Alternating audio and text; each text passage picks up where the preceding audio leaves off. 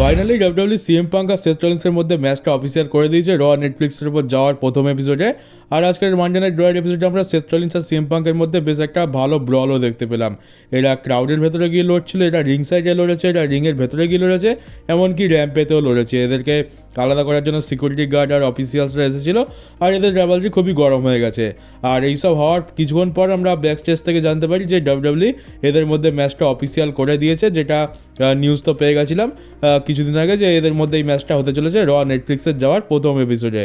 আর দেখতে পাচ্ছ এইটা হচ্ছে তার গ্রাফিক্স। আর ডাব্লিউডাব্লিউ তাদের নেটফ্লিক্সে যাওয়ার পর যে রটা হবে, তো রয়ের নতুন লোগো অ্যানাউন্স করে দিয়েছে। দেখতে পাচ্ছ এটা হচ্ছে সেই লোগো, নিচের দিকে দেখতে পাচ্ছ। এই কিছুদিন আগে একটা লিক এসেছিলো একটা ফটো, তাতে রয়ের আমরা লোগো দেখতে পাচ্ছিলাম, আর এটা হচ্ছে সেই লোগোটাই তোমাদেরকে আমি আমার ভিডিওতে দেখিয়েছিলাম। তো লোগোটা তো আমার বেশ ভালো লাগছে, দেখতে বেশ সুন্দর হয়েছে আর একটা ইউনিক ফিল দিচ্ছে। আর আজকে আমরা ব্যাক স্টেজ থেকে এটাও দেখলাম যে নিউ ডের টিমকে লকার রুম থেকে বাইরে বের করে দেওয়া হয়েছে। বাকি যে সমস্ত লকার রুমের মেম্বাররা রয়েছে তারা নিউ ডেকে লকার রুমে ঢুকতে দিচ্ছে না, কারণ সে বিগির সাথে যা করেছে তার ফলে কেউই তাদেরকে পছন্দ করছে না। তার রে মিস্টেরিও এসে তাদেরকে বোঝাচ্ছে যে ভাই তোরা যা করেছিস তোরা এরই যোগ্য।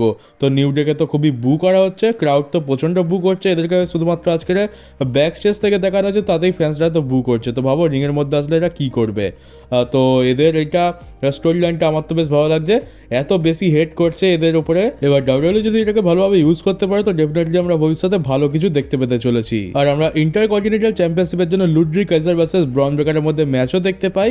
এখানে ম্যাচের কোয়ালিটি তো খুবই ভালো ছিল, কারণ লুডরিক কাইজার আর ব্রন ব্রেকারের রেসলিং স্কিল তো আমরা জানি, কিন্তু শেষ ম্যাচ হয় যে লুডরিক কাইজার তো ভাই ব্রন ব্রেকারকে যতই যা পারে করে নিক, হারানোর তো যোগ্য নয়, আর বলতে পারো যে সেই লেভেলেরও নয়।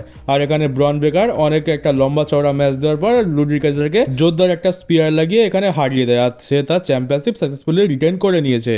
আর আজকের রাত থেকে আমরা নতুন চ্যাম্পিয়নও দেখতে পেলাম। আজকের ট্যাগ টিম চ্যাম্পিয়নশিপের জন্য ম্যাচ ছিল war raiders versus judgment day. আজকের এরিকা রাইবার তো পুরো জেডি ম্যাকডোনাল্ড আর ফিন বেলারকে পুরো পিচকে দিয়েছে। অনেক চেষ্টা করে ফিন বেলার আর জেডি ম্যাকডোনাল্ড, কিন্তু এদেরকে হারাতে পারছিল না। তো শেষ পর্যন্ত কী হয়েছে, ফিন বেলার ভাবে যে না এইভাবে তো হারানো যাবে না, তো এক কাজ করি চিয়ার নিয়ে মারি। তো চিয়ার যখন নিতে যায় তখন ডিমান্ড পিস চলে আসে। ডিমান্ড পিসটা দেখলাম ক্রাউডের ভেতর থেকে একটা কালো হুডি জ্যাকেট পরে এসেছিলো, সেই চেয়ারটা ফিন বেলারের কাছ থেকে কেড়ে নেয়। আর ফিন বেলারের রিয়াকশান তো ভাই দেখার মতো হয়। তারপর কী হয়েছে, ফিন বেলার রিংয়ের ভেতরে যায়, আর এখানে এরিকা রাইবার তাদের ফিনিশার লাগিয়ে দেয় ফিন বেলারকে। তো ফিন বেলার আর জেডি ম্যাকডোনাল্ডকে তো খুবই ভালো মতো ধোলাই করেছে। একদিকে এরা দুজন রোগা পাতলা সুপারস্টার, আর ওইদিকে এরিকা রাইবার মোটাসোটা আর ভারী। তো ফিন বেলারকে এখানে পিন করা হয়েছে, আর এখানে যে ওয়ারিডার্স চ্যাম্পিয়নশিপ জিতে নিয়েছে। এটা দেখতে গেলে খুবই ভালো একটা কাজ হয়েছে, ওয়ারিডার্স চ্যাম্পিয়ন হয়ে গেছে। আর ফিন বেলারের জন্য তো খুবই ভালো হচ্ছে, কারণ বলতে পারো যে এই জাজমেন্ট ডে আর ট্যাগ টিম চ্যাম্পিয়নশিপে কিন্তু ফিন বেলারের পুশটাকে আটকে রেখেছিল। ফিন বেলার যেহেতু এবার ট্যাগ টিম চ্যাম্পিয়নশিপ হেরে গেছে, তাই এবারে তার সিঙ্গলস ক্যারিয়ার রান শুরু হয়ে যাবে, যেমনটা নিউজ এসেছিল। এবার ফিন বেলারের আমরা সিঙ্গলস ক্যারিয়ার রান দেখতে পাবো। তো ট্যাগ টিম চ্যাম্পিয়নশিপটা হেরে তো খুবই ভালোই হয়েছে, একটা বড় বন্ধন থেকে সে মুক্ত হলো। আর ফিন বেলার খুব তাড়াতাড়ি জাজমেন্ট ডে থেকেও আলাদা হতে চলেছে, কারণ ব্যাক স্টেজেতে আমরা একটা সেগমেন্ট দেখতে পাই যেখানে আমরা এমনটা দেখতে পাই যে ফিন বেলার কিন্তু জাজমেন্ট ডে নিয়ে খুব একটা খুশি নয়। খুব তাড়াতাড়ি সে জাজমেন্ট ডে হয়তো ত্যাগ করবে, হয়তো তার ফেস টার্ন হতে পারে, বা এমনটা হতে পারে যে সে আরও বড় হিল হয়ে গেল আর জাজমেন্ট ডেকে বিট্রে করে দিল, এরকমটা হতে পারে। তো ফিন বেলারও জাজমেন্ট ডে থেকে বেরোতে চলেছে, আর মনে হচ্ছে 2025 সালটা ফিন বেলারের জন্য খুবই ভালো যেতে চলেছে। আর আজকের মানডে নাইট র থেকে সব থেকে বড় যে জিনিসটা দেখতে পেলাম সেটা হচ্ছে একটা ব্যাক স্টেজ সেগমেন্ট, সেটা ছিল সেথ রলিন্স আর ড্রু ম্যাকিন্টায়ারের মধ্যে। ড্রু ম্যাকিন্টায়ার এখানে সেথ রলিন্সকে তার নিজের দলে টানতে চাইছে। ড্রু ম্যাকিন্টায়ার এখানে সেথ রলিন্সকে তার পুরনো কথা মনে করিয়ে দেয়, যে বলছে যে তুই যে রেসলমেনিয়ার সময় কত স্যাক্রিফাইস করেছিস সেগুলো মনে কর। রোমানের যে পাপের সাম্রাজ্য তৈরি হয়েছিল সেই সাম্রাজ্যটাকে ভাঙার জন্য তুই সবকিছু স্যাক্রিফাইস করে দিয়েছিলিস, তুই সবকিছু হারিয়ে নিঃস্ব হয়ে গেছিলিস, কিন্তু সেই রোমানের সাম্রাজ্যকে তুই ভাঙতে সফল হয়েছিলিস। কিন্তু আজকের আবার সেই রোমান ফিরে এসছে, আর সে তার শক্তি সঞ্চয় করছে, তার ব্লাড লাইন সে আবার তৈরি করছে, আর সে আবার আগের মতো তার সাম্রাজ্য গড়ে তুলছে। তো আমাদেরকে আবার রোমানকে আটকাতে হবে, নাহলে আবার সেই আগের মতো রোমান সেই অত্যাচার শুরু করবে। তাই সেথ রলিন্সের শত্রু যেহেতু রোমান রেন্স, তাই ড্রু ম্যাকিন্টায়ার চাইছে যে সেথ রলিন্সের যেন তার সঙ্গে যোগ হয়ে যায়, আর দুজনে মিলে রোমান রেন্সের পুরো একেবারে সব কিছু শেষ করে দেয়। কিন্তু সেথ রলিন্স এখানে একটু ডিফারেন্ট চিন্তাভাবনা রাখে। সে বলছে দেখ আমি রোমানের তো শত্রু, রোমানকে আমি পছন্দ করি না, কিন্তু জিমি উসো, জেউস আর স্যামি জেন এরা আমার বন্ধু, আমি এদের উপরে অ্যাটাক করতে পারবো না। তো সেই জন্য সেথ রলিন্স এখানে ড্রু ম্যাকিন্টায়ারকে বারণ করে দেয়, সে ড্রু ম্যাকিন্টায়ারের সাহায্য করবে না। আর তারপর সেথ রলিন্স সেখানে ড্রু ম্যাকিন্টারের উপর একটা শটও নিয়ে নেয়, বলে যে তুই তো সিএম পাঙ্ককে হারাতে পারিস না, কিন্তু এবারে আমি সেটা করে দেখাবো। সিএম পাঙ্কের সাথে আমার ম্যাচ আছে, সিএম পাঙ্ককে আমি খুব ভালো মতো বাজাবো আর ম্যাচও হারাবো। তো এইটা বলে এখান থেকে সেথ রলিন্স চলে যায়। আর তারপরে আমরা আরেকটা সেগমেন্ট দেখতে পাই যেখানে সেথ রলিন্সের একটা ইন্টারভিউ হচ্ছিল, আর দেখতে পাচ্ছিলাম যে পেছন দিক দিয়ে ড্রু ম্যাকিন্টার হেঁটে হেঁটে তাড়াতাড়ি করে আসছিল, সেথ রলিন্সের সাথে হয়তো কিছু কথা বলার ছিল, কিন্তু স্যামি জেন চলে আসে মাঝখানে সাইড থেকে, আর স্যামি জেন ড্রু ম্যাকিন্টারের উপরে অ্যাটাক করে দেয়। তো ব্যাক স্টেজেতে আমরা এদের মধ্যে একটা ব্রল দেখতে পাই। তো যা বুঝতে পারছি স্যামি জেন ম্যাচ হেরে গেছে, কিন্তু সে এখনও হার মানেনি। মানে ড্রু ম্যাকিন্টারকে সে হারাতে তো পারবে না, যতই চেষ্টা করুক না কেন। ড্রু ম্যাকিন্টারই সবসময় আপার হ্যান্ড পাবে, কারণ সাইজেরও একটা ডিফারেন্স আছে, আর পাওয়ারের দিক দিয়ে তো ড্রু ম্যাকিন্টার অনেক ওপরে। আর তাছাড়া হচ্ছে ড্রু ম্যাকিন্টার হিল, সে তো খুব সহজে হারবে না। কিন্তু স্যামি জেনের ক্যারেক্টার হচ্ছে সে যতই বেশি মার খাক আর যতই সে ম্যাচ হারবে না কেন, সে কখনোই হার মানবে না, তার সামনে যেই আসুক না কেন। তো স্যামি জেন এত সহজে তো পেছন ছাড়বে না। মনে হচ্ছে স্যামি জেনকে ইনজর্ড যতক্ষণ না করছে ততক্ষণ কিন্তু স্যামি জেন ড্রু ম্যাকিন্টারের পেছন ছাড়বে না। তো এদের মধ্যে একটা খুব ভালো মতো ব্রল দেখতে পেলাম। আর তারপরে সেথ রলিন্স তো সেখান থেকে চলে যায়। তো যা দেখতে পাচ্ছি ড্রু ম্যাকিন্টারের সাহায্য সেথ রলিন্স তো করবে না, কারণ চিন্তাভাবনার মধ্যে একটু পার্থক্য আছে। সেথ রলিন্স পুরোপুরি এখনও হিল হয়নি, তো একটা অ্যান্টি হিরো টাইপের, তো সেই জন্য সে ড্রু ম্যাকিন্টারকে সাহায্য করবে না। কিন্তু আরও একজন আছে যে ড্রু ম্যাকিন্টারকে অবশ্যই সাহায্য করবে, সে হচ্ছে কেভিন ওভেন্স। তার চিন্তাভাবনা তো ড্রু ম্যাকিন্টারের সাথে একদম মিলে যায়। সে Jimmy Uso, Jey Uso, Sami Zayn, Roman এদেরকে তো দেখতেই পারে না, মানে সে ব্লাড লাইনকে তো একেবারে শেষ করে ছাড়বে। আর রোমানকে তো পারলে যেখানে পারে সেখানেই মেরে দেয়, এরকম একটা অবস্থা। তো এখানে শুধুমাত্র কেভিন ওভেন্সের সাথেই দেখতে পাচ্ছি যে ড্রু ম্যাকিন্টারের চিন্তাভাবনাটা মিলছে। আর কেভিন ওভেন্স তো বলে দিয়েছে যে কোডির সাথে ঝামেলা মেটার পর সে কিন্তু স্যামি জেনের পেছনে আসবে।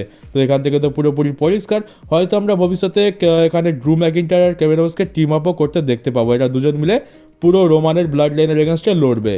তো দেখতে গেলে রোমানের তো চারদিক দিয়ে বিপদ এখানে ঘনিয়ে আসছে। ড্রু ম্যাকিন্টার, কেভিন ওভেন্স, তারপর তো সেথ রলিন্স তো রয়েছেই। সেথ রলিন্স বাকিদের উপর অ্যাটাক করুক না করুক, রোমানের উপর তো অ্যাটাক করবেই।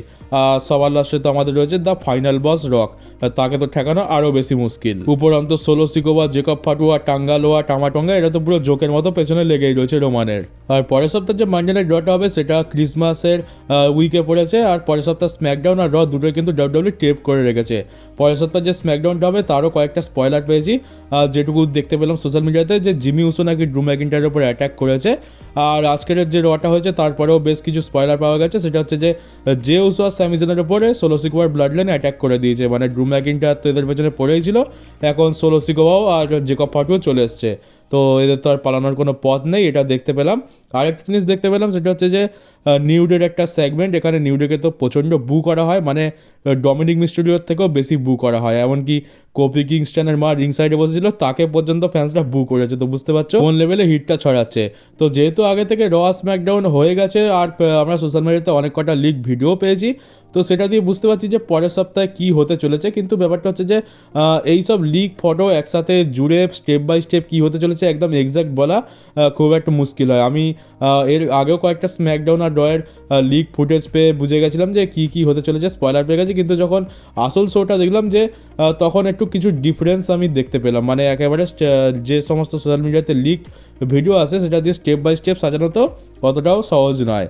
তাই একেবারে যখন স্পয়লার তো পেয়ে যাচ্ছে, কিন্তু একেবারে যখন ডাব্লিউডাব্লিউ অন এয়ার করছে স্ম্যাকডাউন আর রটাকে, তখনই দেখে ভালোভাবে রিভিউ করা সম্ভব। তাই একেবারে পরের সপ্তাহেই যখন র স্ম্যাকডাউন অন এয়ার হবে তখনই না হয় রিভিউ ভালোভাবে করা যাবে। তবে আপাতত যেটুকু স্পয়লার পেয়েছি সেটুকু তো চ্যানেলে জানিয়ে দিলাম।